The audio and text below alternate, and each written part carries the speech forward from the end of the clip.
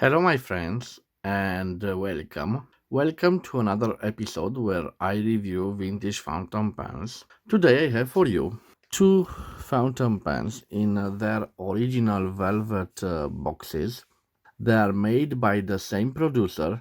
It is the first time that we see on this channel this Spanish producer called Inoxcrom, and this is their logo brand. I will leave one here and the other one here. As you can see, they are both quite slim fountain pens. Judging by the way they are built, I think they were built in the 1970s or in the 1980s. And judging by these quite elegant presentation boxes, I think that they were the top of the line of the Inoxcrom Spanish producer in that period of time. Let's talk about this interesting Spanish firm that, by the way, still exists, and I will talk about the name Inoxcrom. Practically, it's a combination of two words, inox and chrome. One of the essential elements of stainless steel is chrome. So, here we have chrome and inox stainless steel. You must know that this registered brand, Inox Chrome, was registered for the first time in July 1946. It was registered for writing instruments that use stainless steel nibs manufactured in the industrial Mava workshop in Barcelona, Spain. The Inox Chrome firm, which was established by Manuel Vaque Ferrandis in Barcelona, Spain in 1942, they adopted this registered trademark of Inox Chrome. You must know that this firm was quite small, and at the beginning they manufactured the fountain pen nibs based on the technology developed and marketed under the Inoxcrom brand. In the 1950s, the company began to manufacture its own complete fountain pens, which became the main pen used by several generations of Spanish students. From the 1950s till present days, they distributed their products in more than 90 countries. You might find on eBay vintage Inox Chrome, and you will see that the first models have quite a similarity with the Parker 51 model, but also with the Sheffer models from the 1960s and 1970s. What can I say about those two models? I'm not so sure their designated numbers. When I searched on eBay, I didn't find much information about these fountain pens. I will try to present them to you guys. So the first one is clearly a metallic fountain pen. It has this coated matte black finish to it. It has the gold trims and it has a small band here. It is engraved inox chrome and Spain, the country of manufacturing, and it has those two diamond shapes between Inoxcrom and Spain. We continue with the clip, which has a distinctive two black points to it. It has also a canal right in the middle of the clip, and the ending is quite plain and flat, and it has another texture of a material. I suspect it's a kind of a plastic, and The end of the barrel has other type of plastic. Let me see the clip how functional it is. It is quite functional. We have here a pressure fit system, and it reveals this gold plated nib. It is imprinted Inoxcrom, and you can see that the plating is done quite poorly, because it is clear that we have some parts that reveal the steel nib. So not such a good plating, gold plating, but it is what it is. It is a steel nib, as you can see. It has a shape of triangle. On the back we have this plastic feed. There's a little interesting gap between the feed and the nib. And of course this is a cartridge filler.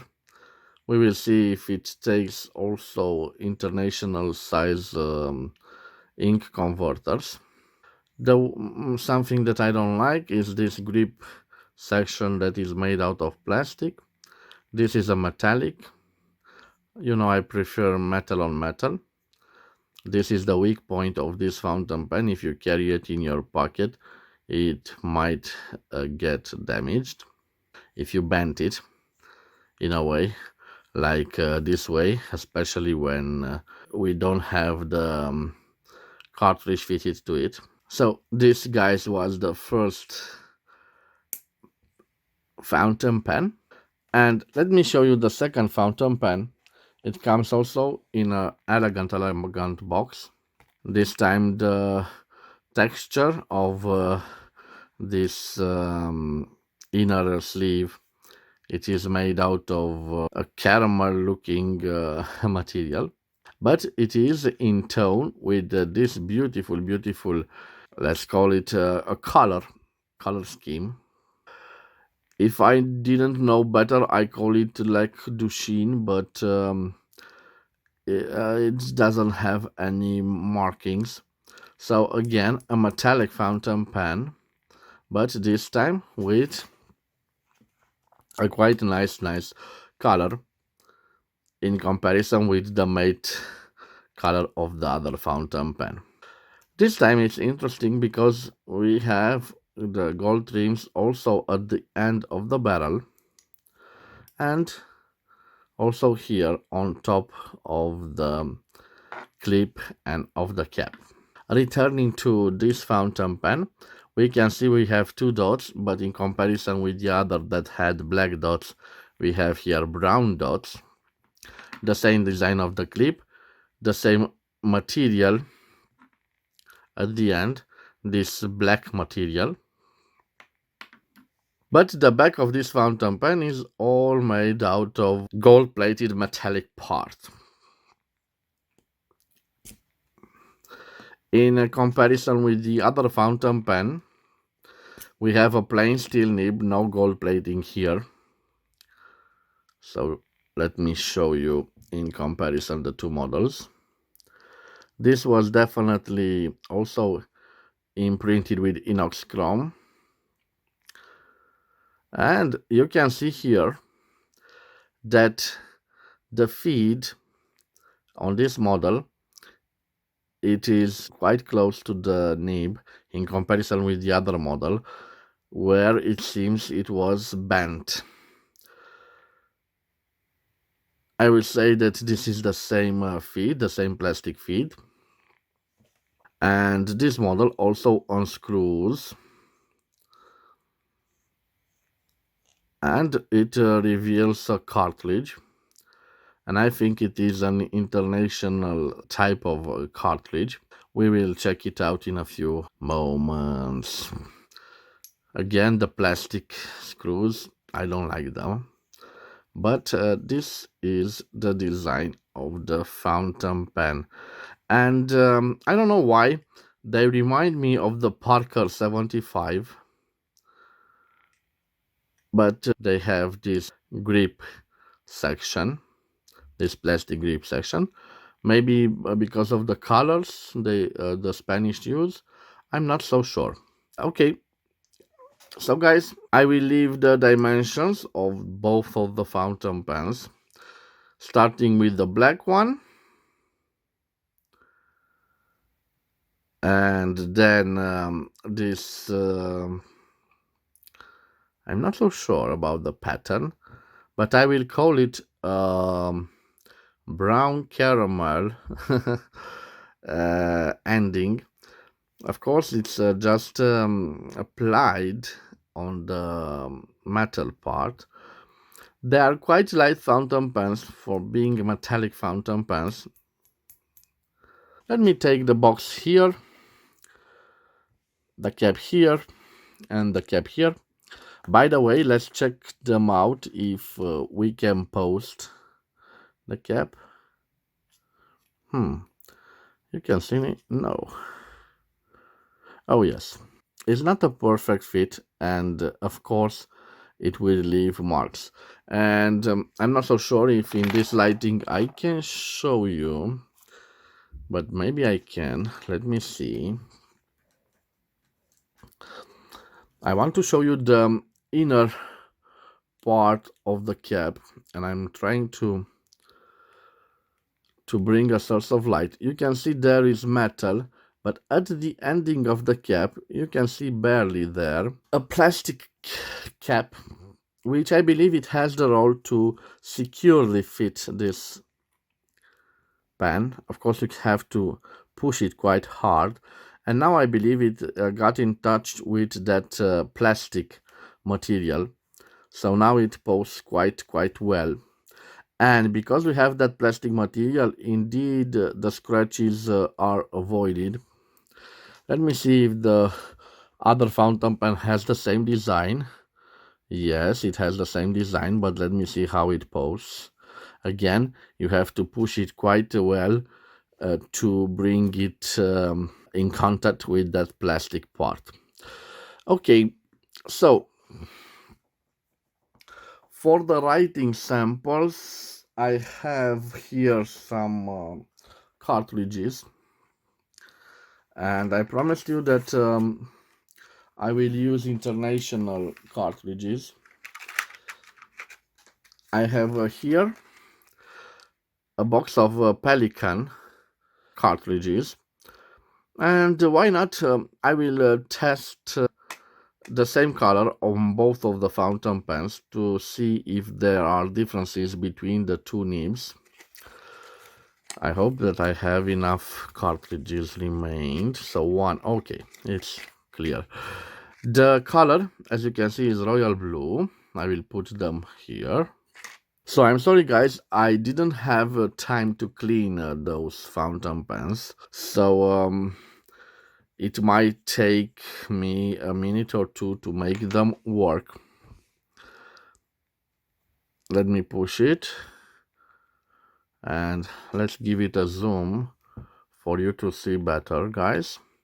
So we see a Pelican cartridge. I will push it. Just heard that sound. It means it's securely fitted. I will put this aside. I will take now the other fountain pen. I will take off this cartridge.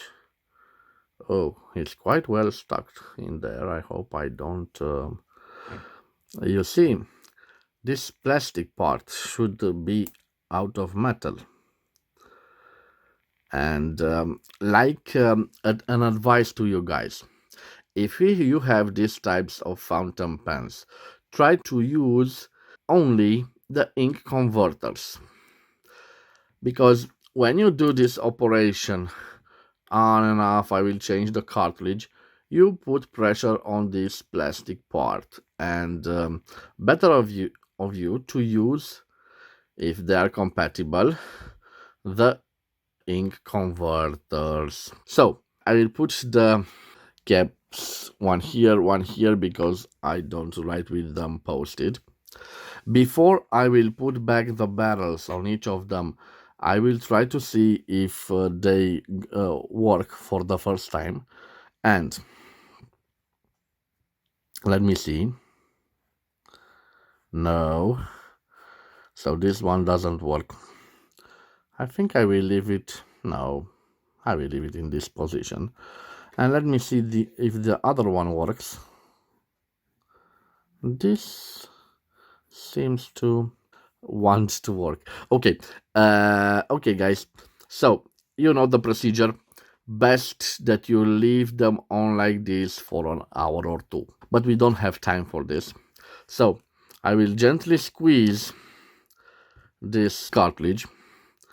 And I'm sorry for the bad lighting. I'm recording this in the night time. You can see the bubble of ink. Let me okay, and it's spilled. No problem. I'm sorry, guys. I will try to change the angle of the camera for you to have a better perspective of the paper. I'm sorry again. So it's spilled, but now I will try to see if it works. Remember, guys, this is the one that has that gap between the feed and the nib. This could be a problem, but we will see about that. Sorry, let's take a little bit of tissue. Okay, I'm sorry, guys. Just a clean environment is a good environment. I will still try to use this, and again put pressure, but you can see the same um, root of the ink. No. Okay, now we have contact. You can see. Yes, wait a minute, just okay, let me. Okay, it writes. I'm not so pleased with the ink flow, but I hope it will be okay. So this is ready. This is the black matte finish, and I will leave it here. And now let's try to do the same thing with the other one. Remember, this has the aligned feed with the nib. Maybe it will work better than the other one. Let me show you. Okay, so now I put pressure. Okay, so this time, yes, guys, and it's a big difference. I hope you can see. This has a little bit more juice. So I'm quite certain that this has a little defect. I don't know how this feed was misaligned. Maybe it was subjected to some source of heat because it is deformed. Look at them. It is clear the same nib. One is gold plated and the other one is plain steel. And it's interesting to see the difference between those two pens. The same pelican, the same royal blue. This is quite a light blue, and this is a dark blue. It is quite interesting to see. Okay, guys, let me change this page. Okay. Oops. Now I am ready. Why not? Let's give you a little zoom. And so we have Inoxcrom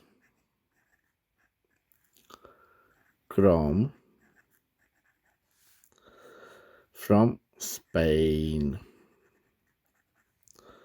And definitely this has an ink flow problem. Let me write with his brother. So Inox, Chrome, Spain. So I think you can see the difference. Okay, guys, I'm not so sure about the model number, but based on the design, I think there are from 1970s, or let me write with this one, or 1980s, 70s, 80s. So, guys, I don't want to ruin your experience, but I think that it is enough for this one. I will try to show you some line variation with it. You can see definitely an ink flow problem, and I suspect that the feed is to blame. No problem. I will leave it aside and I will continue my writing sample only with this nib. So, Inoxcrom from Spain, 1970s, 1980s. There are two metallic fountain pens, metallic. They are, the feeding mechanism is cartridge or ink converter. If you have an ink converter that is compatible with this model, I suggest to you to use it, and I explain to you why. Because this plastic part is quite vulnerable, the weak point of this fountain pen. I never seen an Inoxcrom fountain pen with a gold nib, and these two fountain pens have also a steel nib. One is a plain steel nib, plain, and one is gold plated. But they did a bad job gold plating it, and I will show it to you again. Look at the parts that okay, it's a shame when you can when you see this type of nib. It ruins the aspect of the whole fountain pen. Okay, returning to our writing sample. Let me see if I have some line variation, but based on the type of nib, yes, indeed, we don't have a flex, no flex. Let me test also the pressure. So here, no pressure, and here we have a little bit of pressure. Not much of a line variation, no line variation. Okay, and let me test how juicy this nib is. Quite a juicy nib. Okay, guys, let me see how well we can do a signature with this type of nib. Not a bad nib. I don't know if you can hear, but no feedback, no annoying scratches. I can't say it glides on the paper. It requires a little bit of pressure, not much pressure, but a decent amount of pressure. Here I'm not applying any pressure here, okay? Now I'm applying a gentle pressure and you can see it writes. Now it's time to see how the quick brown fox jumps over the lazy dog. So quite nice. Guys, this was my review of the two fountain pens. You can see, I think they are decent writers.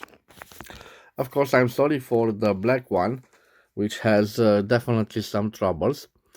And here you can see the importance of a good feed. It simply um,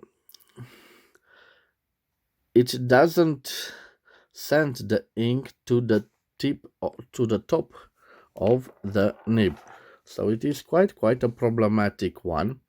I need to repair that feed, and I think, being a plastic feed, I will simply turn I will simply heat it up, and then I will try to align it with the nib. Maybe it works. Guys, I didn't pay much money for those fountain pens, so including the boxes, I paid for each and every one of them approximately 10 euros, which means around, I don't know, 13 US dollars or something like this. And for those interesting boxes, I think I did okay. This was my review, guys, of an interesting fountain pen. I thank you for your time. I wish you to have a nice day wherever you are. I will see you again at the next episode. Till then, bye bye.